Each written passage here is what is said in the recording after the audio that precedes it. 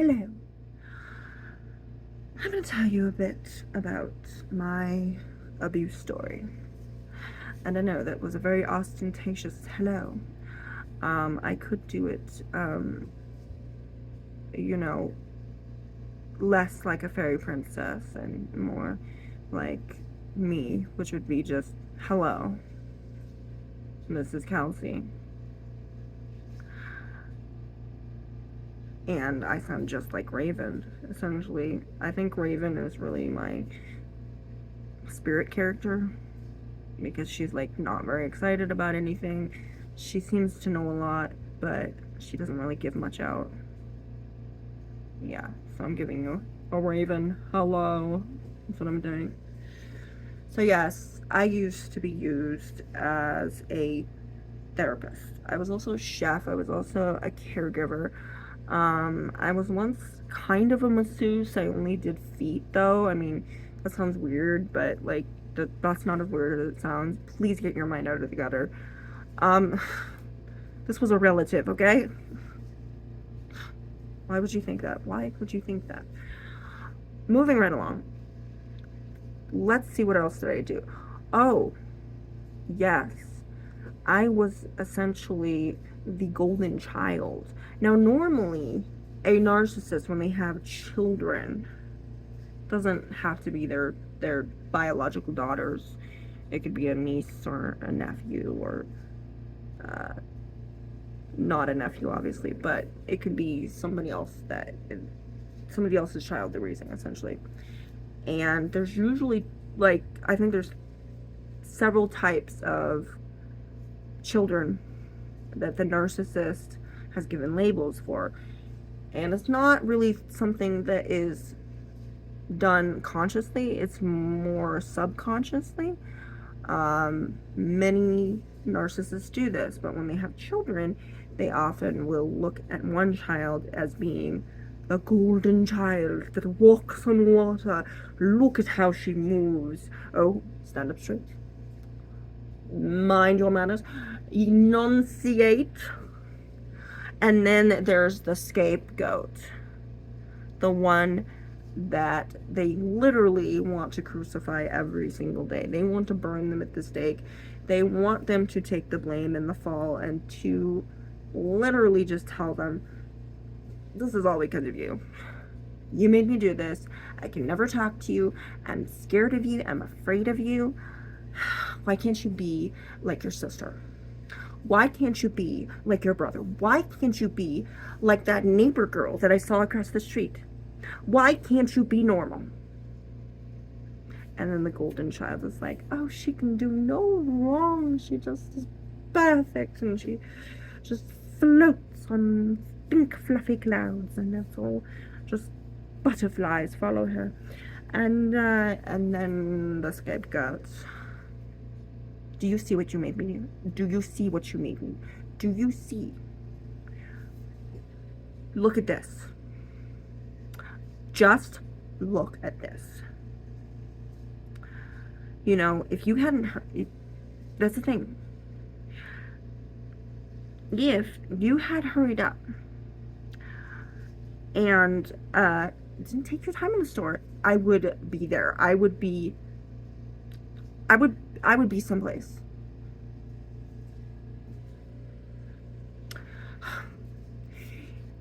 Really? You know, if I talked to my mother the way that you talk to me, I would be so ashamed. I never would have talked to her this way. Never would I have disrespected her. You are cruel and you are heartless. And that is kind of what goes on. That is a combination of many things that were told to me, and it wasn't about her mother. I changed a few things with that, but yeah, and some of it I just kind of made up, but I'm sure that it's something that has happened, and it's not something I made up, but it's something that I've heard other narcissists do from other people who have survived that. And so I've heard it from narcissistic abusers and how that is often some of the things that they say. So I was raised as a only child, so this put my abuser into a frenzy. She was absolutely confused, if you could just imagine. There are birds flying around her head, and she's going, what do I do? So she essentially made me the scapegoat and the golden child. So it was very confusing to me. I didn't know if I was a little shit or if I was an angel. I didn't know if I was a piece of shit or if I was a princess. And it was just like, when princess days came, it was great. We could watch Star Trek, we could laugh, we could have a good time, but if the mood changed, you better make sure that you don't set off the bomb. You better not step on the wrong place because you might cause an explosion. And often, there's not just one bomb out there. There is a minefield of bombs, and you have to avoid them. And when you finally get to the other side, and you finally think that you've done it, and you reach in your room, boom, something happens. And there's always this point where things are going on really well, and things are just going fantastic, and it's peaceful, quiet, and there's been no problems. And then, boom, and there are tears, and they are crying, and they're like, my family hates me, I'm gonna divorce them, they're dead to me. Can you imagine? Did you just hear what she said to me? My own children, did you hear what they said to me? I can't believe it. I can't believe it. You know what that reminds me of? Reminds me of my ex-husband. He told me that he never loved me. And I'm like, okay, don't look at me like that. Don't. You know what that reminds me? That reminds me of that day when my husband said he didn't love me. I'm gonna go now. I'm so sorry that you're going through this, but I just looked at you. I don't have time for this, really. I'm gonna go write a vampire novel or something. something. So I just left. And but you know, that would have been so much easier. Like, I would have loved to just have left, but then it's just like I had this obligation and I felt that I needed to be there. So I would just sit there and stare at her while she fell apart, and she would just go, this is so you know, and it went from that to the Greta Garbo thing. Yes, what's the matter?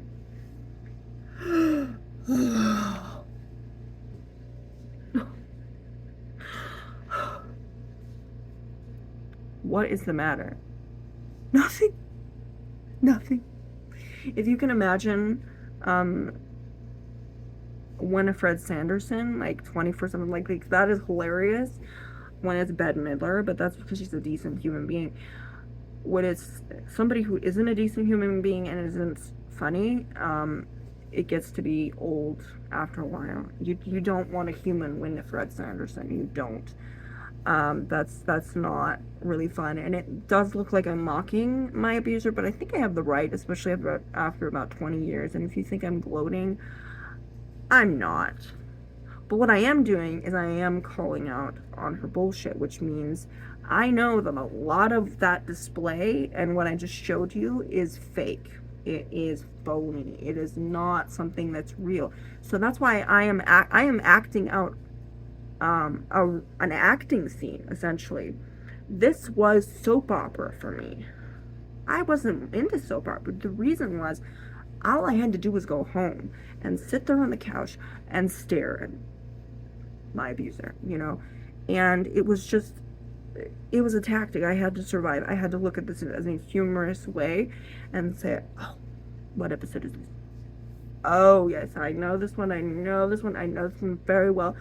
I've seen it too many times. I'm getting a little sick of it. I'm not gonna lie. I mean, it is a good episode, but I really think that they should have changed the part where her ex leaves her. But then, of course, you know, not the central part of the story. You know, and I would have to look at this in a point of view that it was a TV show. Otherwise, I would have fucking lost my mind. I had to. And somebody on Facebook, which I'm this close to blocking, by the way, said, what gives you the right to be able to mock your abuser? I was like, first of all, I'm not mocking my abuser. Did you think I was mocking? Who am I kidding? Of course I'm mocking my abuser. No. Yes, of course I can mock my abuser. Can you imagine? She mocked me so many times. So many times when all I was saying, hey, I need help. I'm feeling depressed. You know what I said? At one time I said, I think I just might put myself in front of a train. And she said, go ahead, do it. That's what she told me. So I think I got some right to mock my abuser. I don't need to justify myself and tell people why. But I am, because this is my channel and I should be able to say what I want. So, and it is Facebook. But she was saying, what gives you the right to gloat over your abuser? I was like, first of all, there's a difference between mocking and gloating. Gloating is literally where you're like, oh, I see that you've fallen. Have you fallen? Oh, yes. You're kind of dirty, aren't you? I would never do that. And you know why? Because I have bettered myself and I have risen out of the ashes and you're still in the mud. Oh, that's so hilarious, isn't it? So sad and pathetic you are. That would be gloating. And it would also be, it could also mean this. It could mean, you have fallen, I see. You have become pathetic. Just like I hoped you would be. Just like I've seen you. You're pathetic. And I'm loving it. That would be gloating. I'm not doing that. But you know who does gloat and mock? The narcissist. So, my abuser mocked and gloated over me.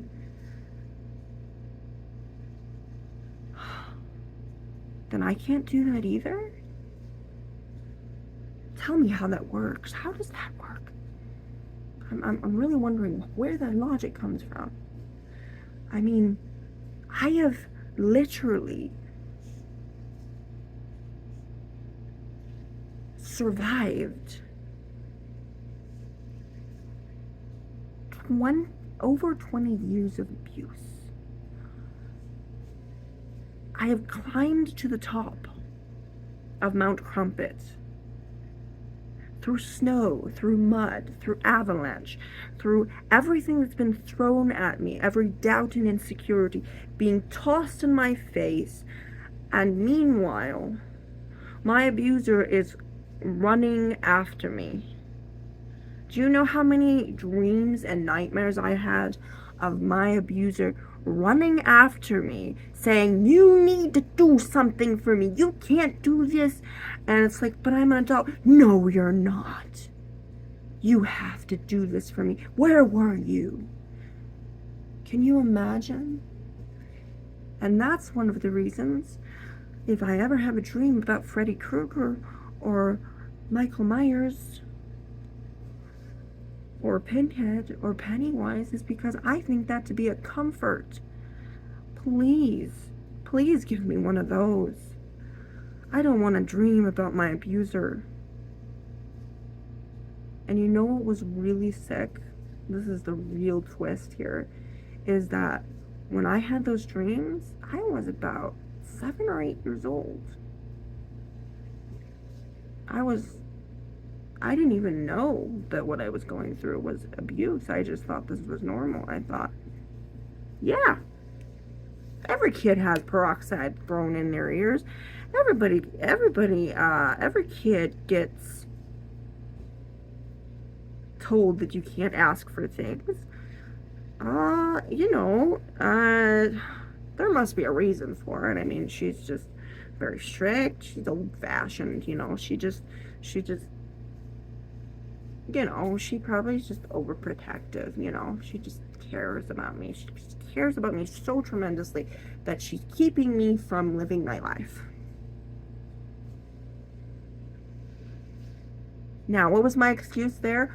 Do I really have to explain this? What was my excuse? I was a child. Now, when I was adult, I still didn't really have much experience. I really didn't have people saying, Kelsey, that's not normal. It wasn't until I was like 25 that I was explaining my grandmother to a friend of mine, and he was like, that's not normal. And I was like, what do you mean? It's not normal. It's not normal. It's not normal. Now, I used to be kind of surreptitious about it, where I was like not going to tell people that I was still stuck with my abuser, and there's a shame about that. Like, why aren't you out of there? Why haven't you left? Why aren't you in a woman's shelter? Why aren't you homeless now? Why can't you just leave? Yes.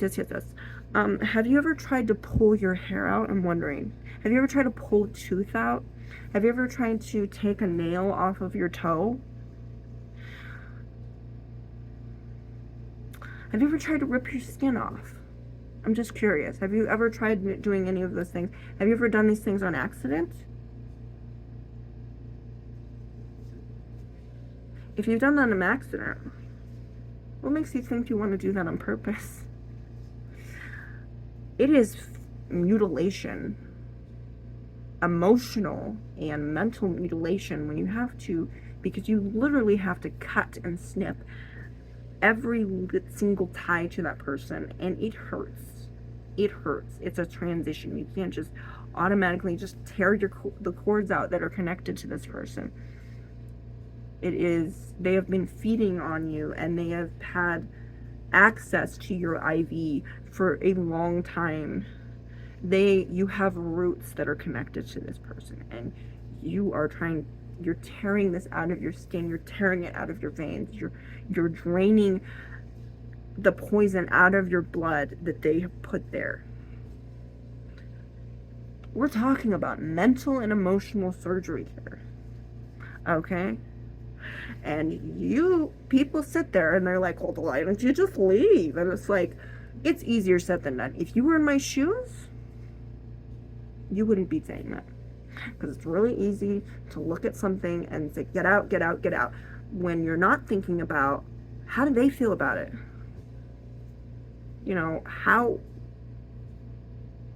How is that going to affect them as a person? Yes, you know that they're miserable there, but then at the same time, how is that going to affect them when they leave? I am emphasizing this, that a lot of times when you stand up to your abuser and you decide to just leave, whether they kick you out or you just leave, it often means you are homeless. You have nothing. You are shit out of luck.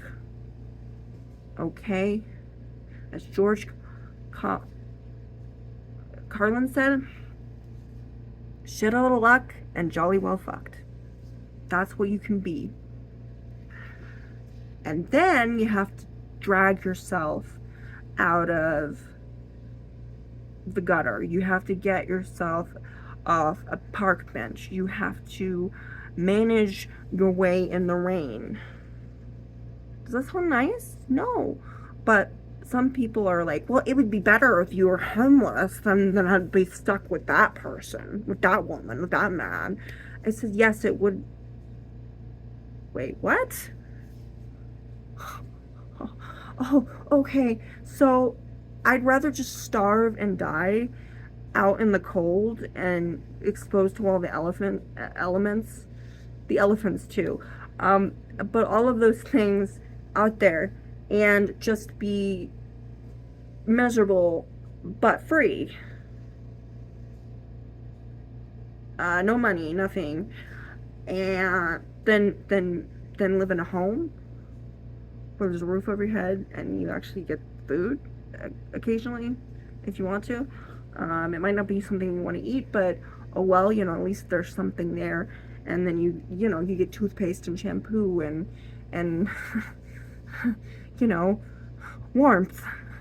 Yes, sometimes we put up with things that are toxic and potentially killing our souls and our spirits so that we can survive, so that we won't die, essentially. And yes, we will allow parasites to feed off of us like narcissists so that we can essentially live. It's not living, it's existing. But how many women do you know that have abusive relationships and people tell them, get out, get out, get out? But it's like, they're still in love with them. They still love them. They're still genuinely attached to them. You just think, oh, that's sick, that's crazy. Is it crazy? Is it really crazy? Is it really crazy that you would love someone and your love would persevere? Is that really that crazy? Because love persevering, regardless if that person is dead in a gutter somewhere or they're living in a different state, different country, wherever they are, you're going to continue to love that person. When you separate that from that person that is abusive, you're going to realize, well, yes, I love them, but my love is not going to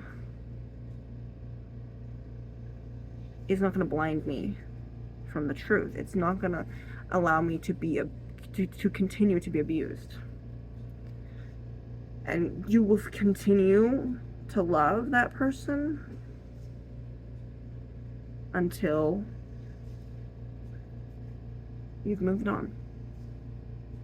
So nobody's asking you to stop loving that person. Nobody's asking you to say, yeah, just fuck them and let's just carry on. No one is asking you to do that. What you can do, and if you want to do that, you can. You want to scream their name and say fuck you over and over and over again, then you can do that. Because why? Screaming releases aggression. It does.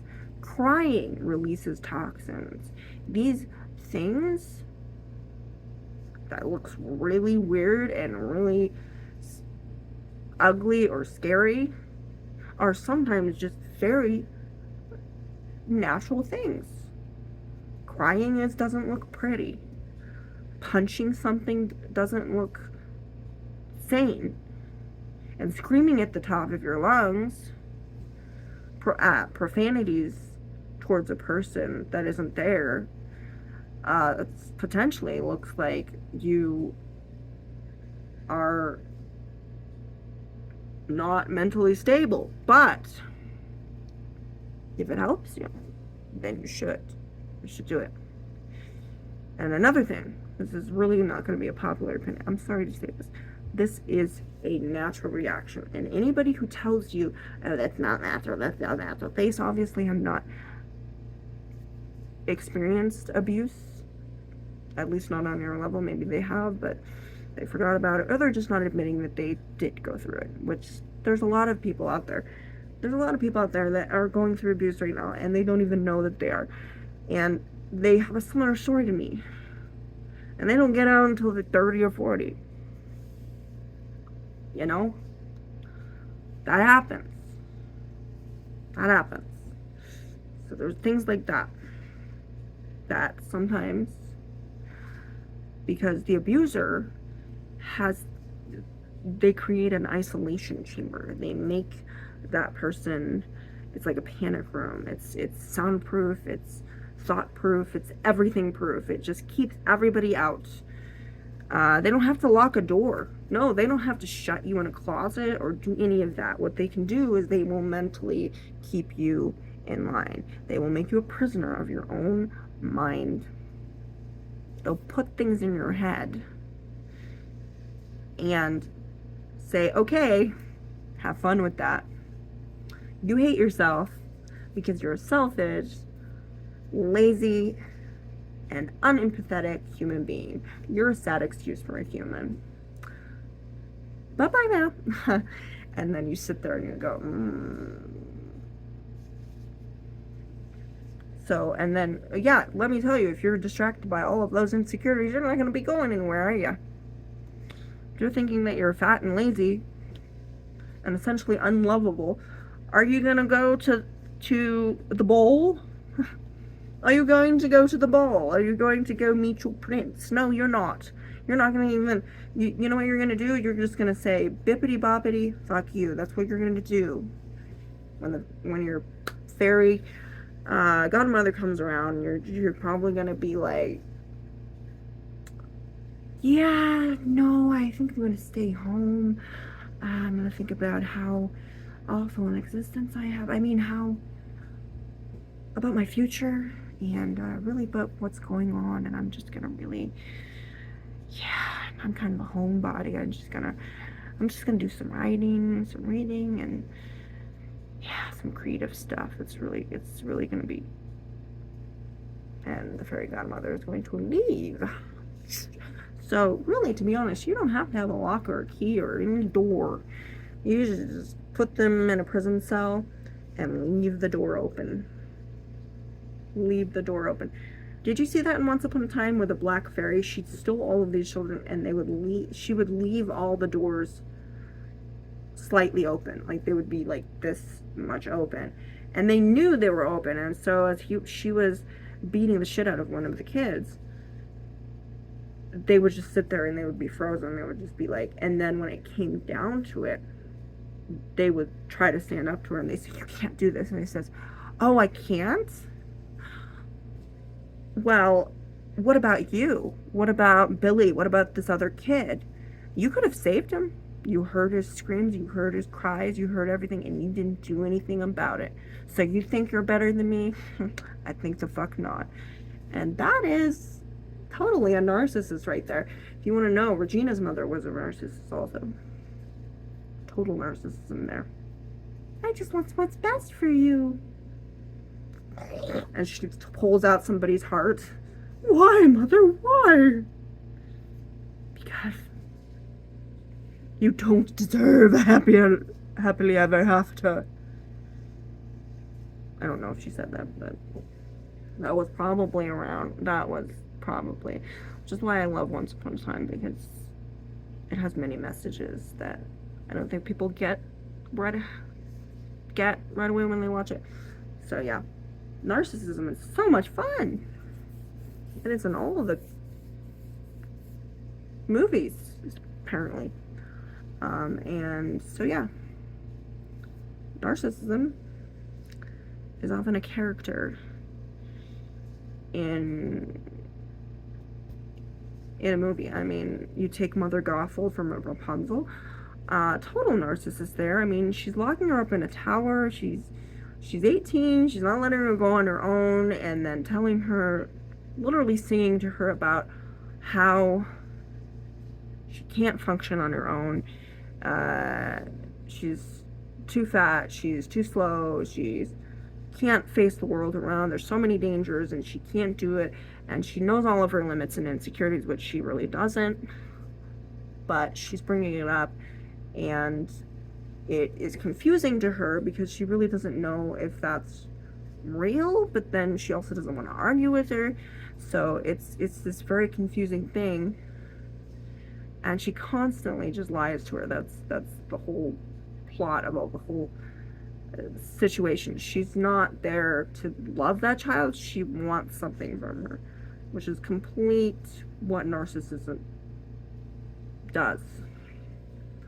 So what I'm saying is don't bash people. If they're in an abusive relationship and they're not listening to you, they will eventually listen to you. And yes, it hurts to see people that are hurting, especially people that you care about. And I know that you're trying to do probably the best, and you're trying to tell them they need to get out, they should run, not walk away, they should pack their bags and leave, they should do that. And by all means, you should help them as much as you possibly can, but do not expect them to just jump and just throw their things out the window and go, okay, yay, I'm free. My abuser won't kill me, obviously. He'll just forget about me. And then, you know, that was the thing with Margot Kidder, who was Lois Lane in Superman. People kept saying that she was crazy. She's crazy. I'm like, that's not fucking crazy. I'm sorry, that's not crazy. First of all, she was imagining. She changed her face and did all of that, which was an extreme. I'm gonna admit that was a little overboard. But she was doing it because she thought one of her exes were gonna kill her, and I was like,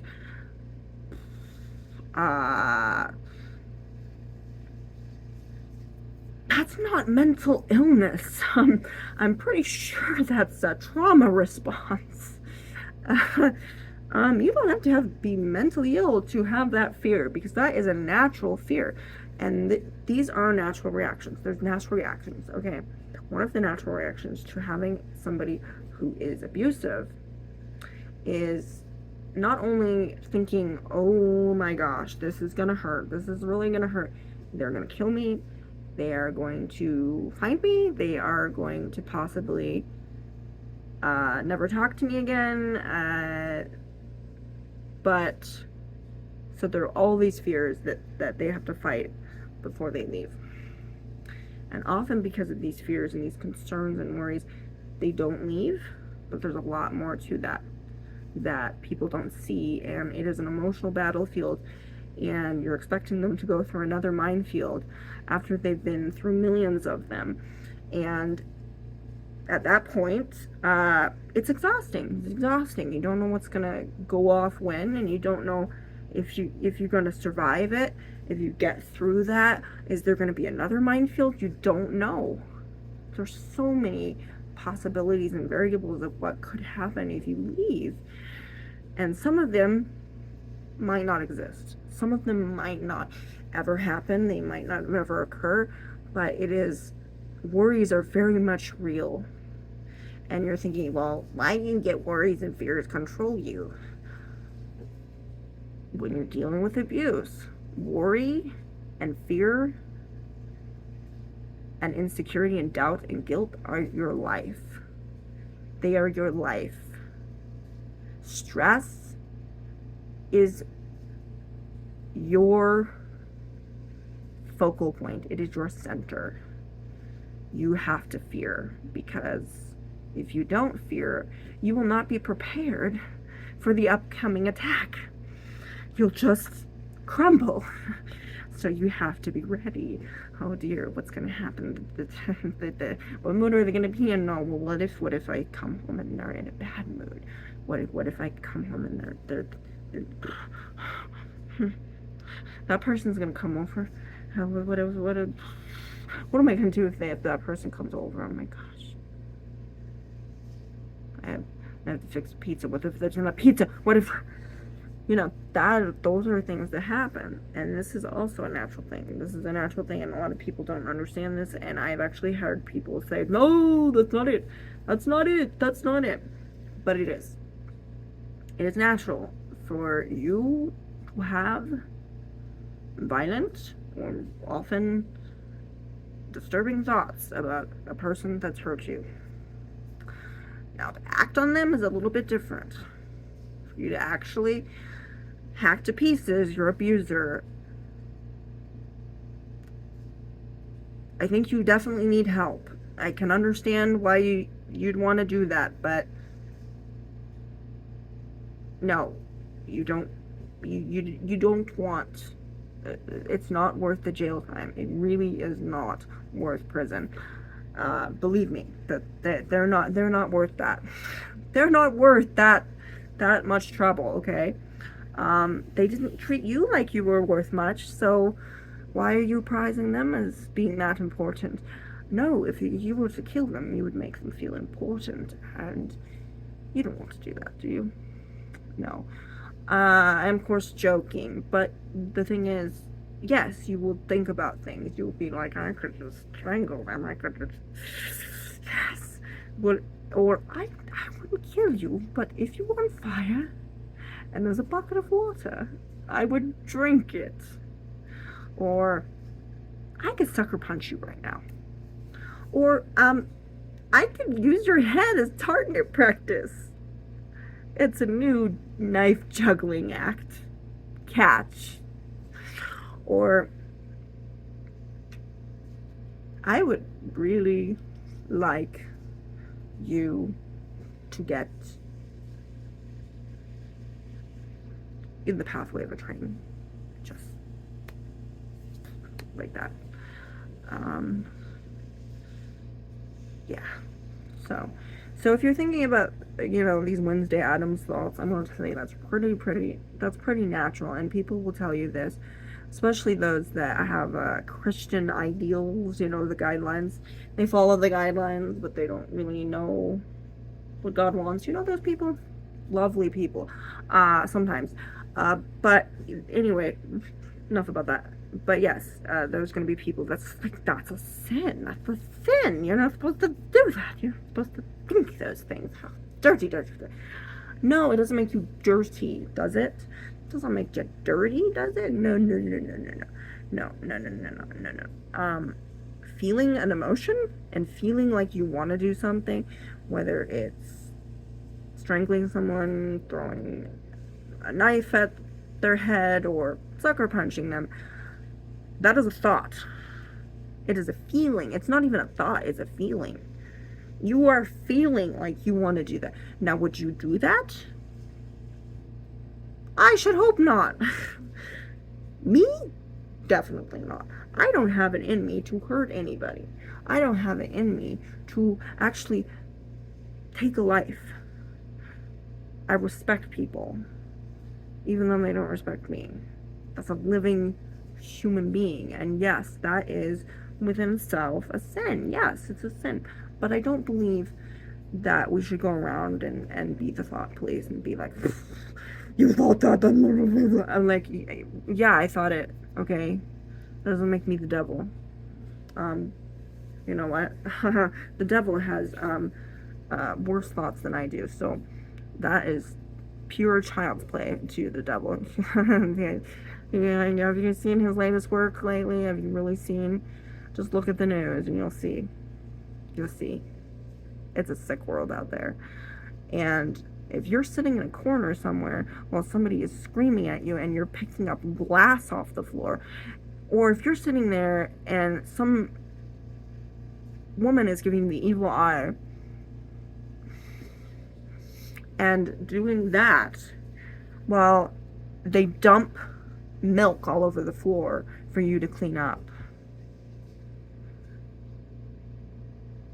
you will be pretty damn sure that of course there's going to be things in your mind. Why? Because you are in the darkness. There is many things in the darkness. Not all of it's bad, but there's some really scary stuff there. And when you get associated with dark energy, with people who are toxic and negative and depressed and miserable, it rubs off on you. And when you are not able to express yourself and you're not able to voice your opinion or be a free individual, yes, you get angry. Anger is natural, and everybody feels this, especially just neurotypical people who go to the office and there's their boss that's a complete asshole, and they're like, you didn't file your paperwork today. What's your problem? And you're like, drop dead. I'm just gonna boom, I'm gonna perform a Garfield on you. I'm gonna kick you to next week. And what are you doing? What is that person doing? They're just like, yeah, baby.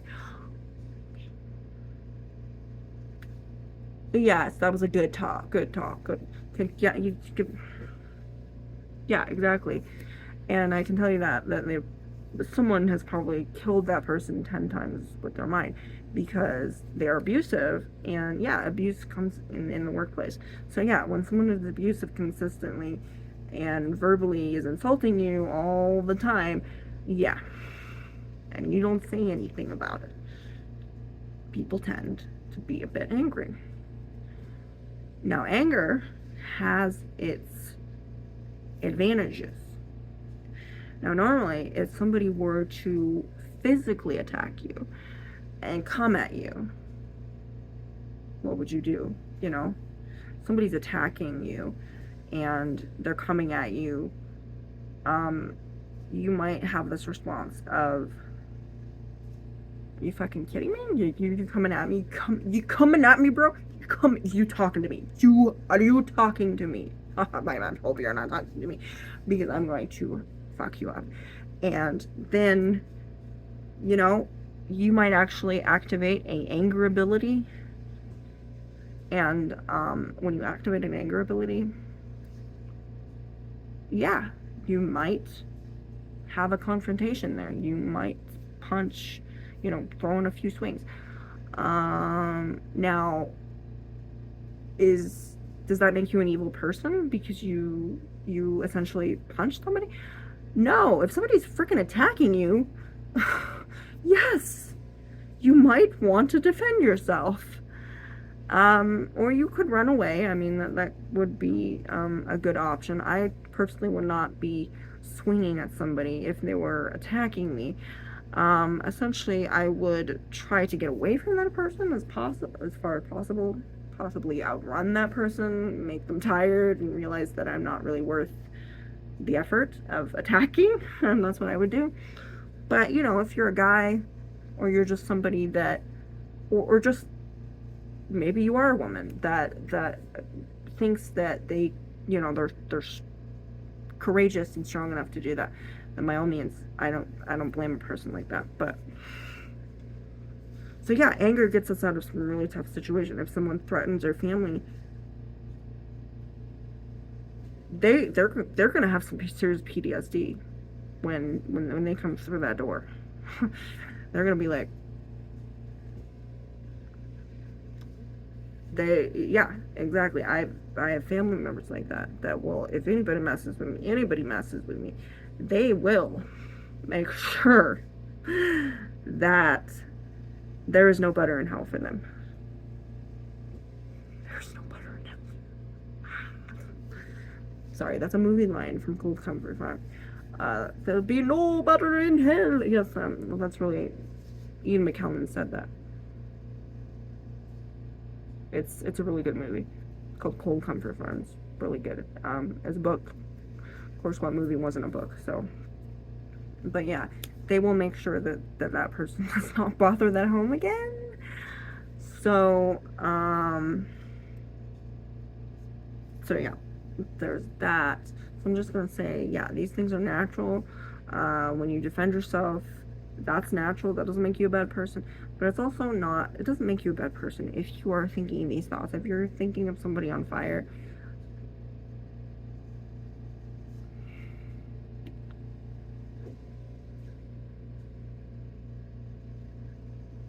if you're thinking about somebody on fire, I'm gonna tell you, um,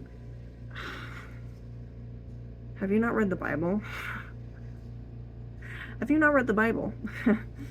And I'm not talking about hell. No, no. Did you hear about those? So when Elijah went up to, you know, Mount Doom, uh, he went there, and apparently, yeah, there were some people that kept coming to him, and they said, "Hey, come with me," and they're like, "Nah, nah, nah. Let's see what God thinks about it." And all this like fire would come out. And then I think the second group of men, they were taken away by bears. That was very creative. That's like you spawned bears. Those gamers that spawn things. They decide if they say a certain thing, A bunch of cheese will show up. Yeah. Well, apparently that's what he did. He was like, bears. Bears. Like, bears. Jesus is going, bears? I like the fire bit, but bears. They're quite effective, actually. Okay. Okay. No, okay, God. Whatever you say. It was creative. It was a creative day in heaven. It really was. He was having a creative moment at that time, so that's why there was fire. So, if you're worried about setting people on fire and you're thinking about it, God actually did that, so it's okay. It's okay. It actually says that God gets angry, so if you're getting angry, that's okay. Okay. Okay. Good. Good, we got that. Now, he doesn't do that anymore. So I wouldn't recommend doing that either. There are other ways of making sure a person gets what's coming to them, and the way to do that, the best revenge is really just to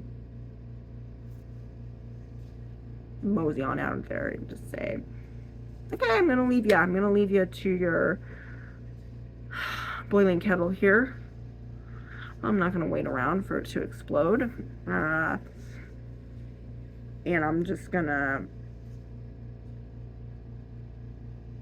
leave and leave you to your own devices.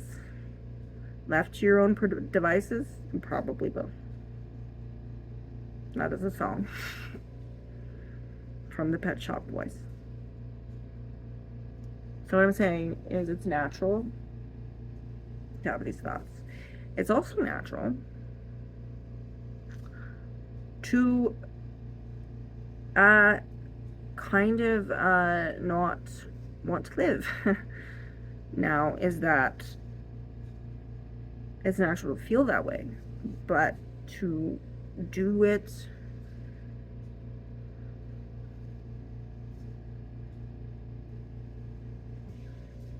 I would say that is something that I think it is natural in the sense that so many people do it. That's natural in the sense that it is so common for people who have dealt with pain or trauma and abuse and not being respected. It's one of those things. But for a person to do that, for a person to get to that point,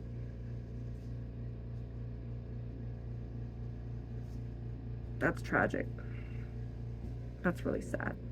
That means they saw no way out.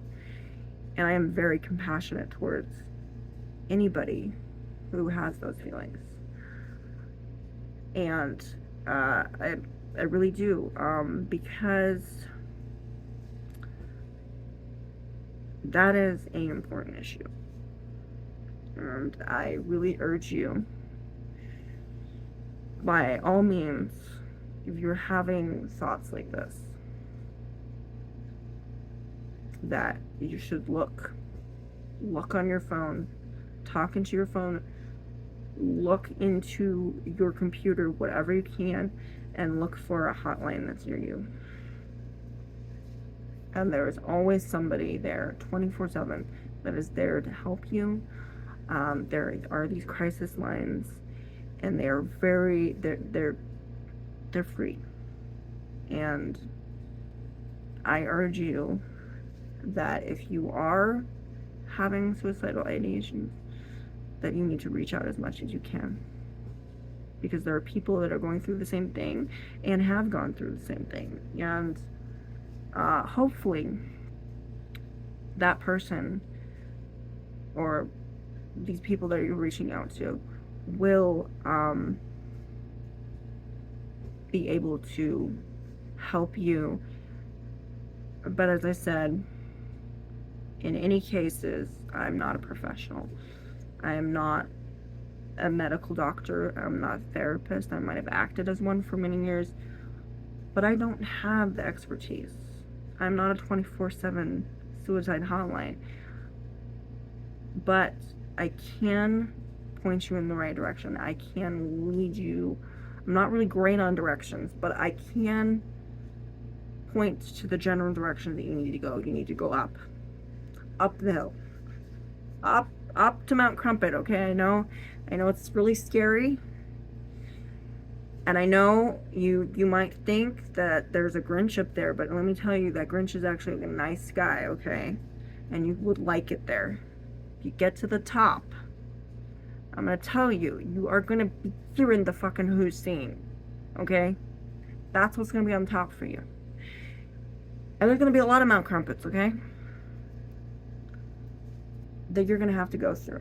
And sometimes some of these things, some of these snags in the rocks that you're encountering happen to be suicidal. They happen to be these things that we go through. Now, are you any less of a human being because you have done that or tried to do that, or that you're going through that? No. You've been hurt. You want help. You need someone to guide you. You don't feel that you feel invisible. There's so many reasons people do this, and you're not alone in this. And that's why I'm making this channel, is because I'm trying to tell people there's hope outside of abuse. There's hope. You have a light to shine, and I can see it right now. And if you watch this video, I know your light exists. I know it's a real person because I'm ever hopeful. Yet I don't hire any bots for my videos. It's quite apparent that I don't. I don't have people that do that, but yes. I hope all of you have a beautiful, blessed day. And I'm sorry if this got so serious. I'm gonna put a warning on this. I'm gonna say trigger, and I'm probably going to put